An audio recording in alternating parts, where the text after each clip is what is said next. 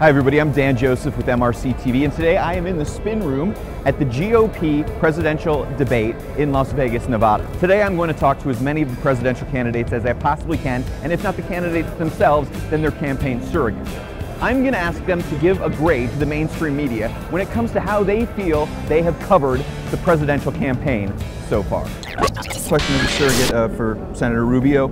If you had to grade the mainstream media in terms of how they've covered the GOP candidates and the campaign so far, what grade would you give them?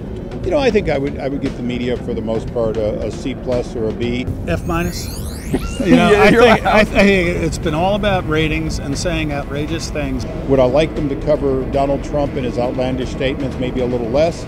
Sure. I get the biggest crowds, I get the biggest standing ovations, and I guess you see it in the poll numbers. Way more than half of the entire coverage the media has given to the Republican candidates has been about Donald Trump. Donald Trump is a flame and the moths fly to it, and I understand it. He makes for good copy and interesting videos. The more outrageous and stupid things he says, the more media attention he gets, and it is impacting the race. Whether we have or not, we're not the type to complain about it. A to F, what would your overall grade be of the media's treatment of this campaign? Of the entire campaign? Entire campaign. A D. If there's one place I would give the media a D or D-, it's Hillary Clinton. They're really not covering the fact that, in a real way, that she's on the edge of indictment. C-.